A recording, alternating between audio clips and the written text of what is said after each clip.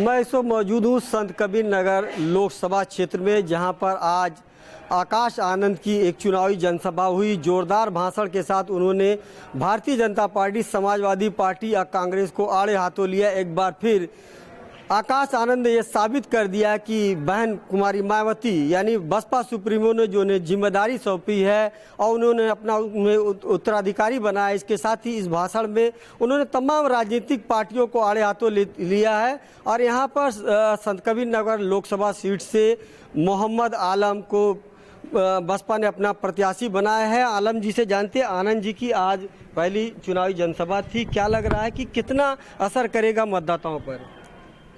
Bahujan Samaj party की मुखिया परम आदरणीय बहन कुमारी मायावती जी के उत्तराधिकारी माननीय आकाश आनंद जी आज विशाल जनसभा को संबोधित किया, विशाल चुनावी जनसभा को संबोधित किया।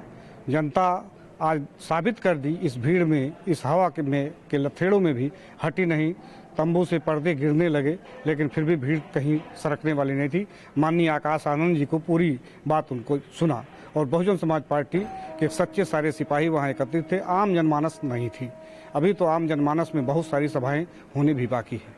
आलम जी, क्या लग रहा है कि जो राम लहर चल रहा है, बीजेपी का ये कहना है कि उसने राम मंदिर बनाया है और जो जातिगत आंकड़े खेले जा रहे हैं जात धर्म का, क्या लग रहा है बीएसपी कहां अपने आप को इसको खड़ा करेगी इसमें? बहुजन समाज पार्टी बहुत ही मजबूत है। इस कार्यक्रम के से ही पता चल गया कि बहुजन समाज पार्टी की आंधी के आगे किसी की आंधी चलने वाली नहीं है। बहुजन समाज पार्टी लोकसभा 62 में सबसे मजबूत है। बहुजन समाज पार्टी का उम्मीदवार की संख्या लगभग 6.5 लाख यहाँ पर है। बहुजन समाज पार्टी के दलित, शोषित, वंचित लोगों का लगभग 5.5 लाख वोट है। इस आधी तूफान में किसी की कोई हवा चलने वाली नहीं है। बहुजन समाज पार्टी का ही प्रत्याशी आज यहाँ से चुनाव जीतेगा, निश्चित रूप से जीतेगा। भाजपा तो कह रही है कि 400 के पार, अब मोदी है तो गारंटी है, तो क्या गारंटी लग रही है? भाजपा के कुछ लोग तो 4000 के पार बोलते हैं, 400 की बातें छोड़ दीजिए। तो बोलने में और करने में बहुत फर्क है। तो 4000 कहाँ जब सीटें नहीं तो बोलते हैं लोग, उनको बोलने में कौन रोक सकता है? तो वो लोग झूठ बोल रहे हैं, कहने मतलब आपका जो भी है, उनके किसी कार्यकर्ता ने बोला 4000 के पार, वो उनकी सोच है, वो बोल देते हैं। अच्छा, बहुजन समाज पार्टी बहुत मजबूत। अच्छा, बहुजन समाजवादी पार्टी पे ये भी आरोप लग रहा है कि बीजेपी की बी पार्टी के रूप में कार्य कर रही है और वो तमाम ऐसे जगह पे जो है प्रत्याशियों को उतार रही है जिससे बीजेपी को फायदा मिल रहा है। मैं पूछना चाहता हूं आपसे कि बहुजन समाज पार्टी अगर यहाँ से बी पार्टी है तो पिछला चुनाव में सी पार्टी कौन था? बी पार्टी उसको कहते हैं जो डमी कैंडिडेट हो। और पिछले चुनाव में बी पार्टी 4,36,000 वोट पाई, सेकंड पर थी, सिर्फ 35,000 के लगभग वोट से अंतराल से चुनाव हार गई। तो क्या वो डमी कैंडिडेट को अपना समर्थन देगी? निश्चित रूप से बीएसपी यहाँ पर अपनी चुनाव जीत रही है।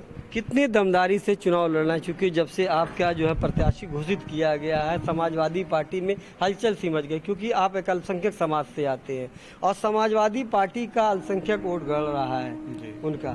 तो अब अपने आप कैसे लग रहा है कि जो अल्पसंख्यक है, दलित या समाज कैसे अपनी तरफ जोड़े? निश्चित रूप से जो मुस्लिम समाज है, यहाँ बड़े तबके में उनकी आबादी है। अपने समाज को आगे बढ़ाने के लिए, अपने वर्ग को आगे बढ़ाने के लिए और बहुजन समाज पार्टी का प्रत्याशी होने के नाते मेरे 4.5 लाख वोट बीएसपी का है, जिसमें लगभग 2 लाख से 2.5 लाख वोट पोल होते हैं। वो तो मेरी झोली में भरा हुआ है।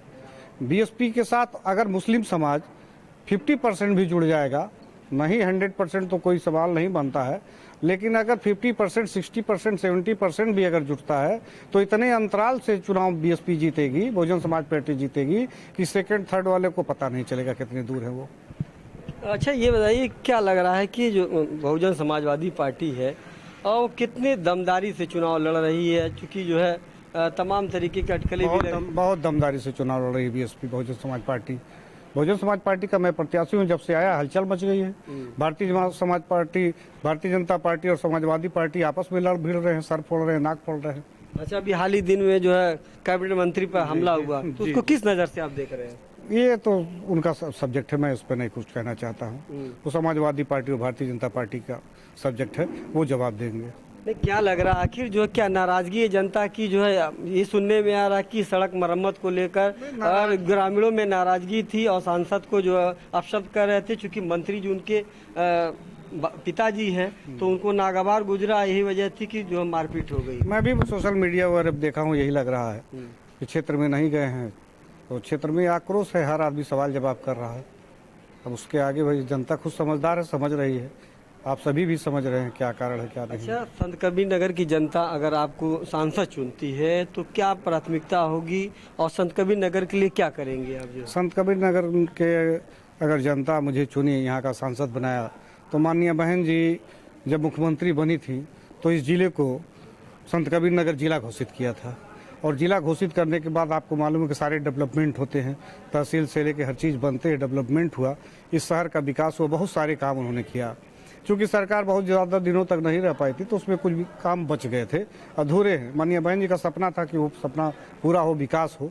अगर मैं सांसद बना तो माननीय बहन जी के सारे अधूरे सपने को मैं जरूर पूरा करूंगा। आलम जी, यहाँ पे बुनकर समाज एक बड़ी संख्या में है और मुस्लिम मतदाता की बात करें तो करीब 6.5 लाख के करीब है। तो बुनकरों की समस्याएं हैं कि उन्हें जो है डिपो थे, 50 डिपो थे, बंद हो गए हैं, बिजली सस्ती मिले, तो बुनकरों के लिए कितने आप काम करेंगे? अगर मुख्य रूप से अगर मुझे सांसद बनाया गया तो मैं बुनकर समाज के लिए निश्चित रूप से अच्छा काम करूंगा, बड़ा काम करूंगा।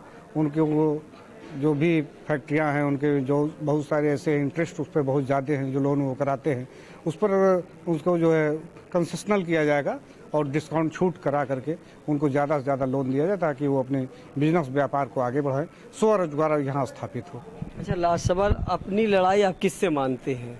मेरी लड़ाई किसी से नहीं है। मैं जितने अंतराल से जीतूंगा वो सेकंड और थर्ड दोनों मिला के वो दोनों पाएंगे वोट। मेरी कोई किसी से लड़ाई आपकी लड़ाई में कोई नहीं? नहीं, कोई नहीं लड़ाई नहीं। कैसे लग रहा है लड़ाई में होते तो आपस में क्यों लड़ते हो? यह दिख रहा है, गांव की जनता भगा रही है।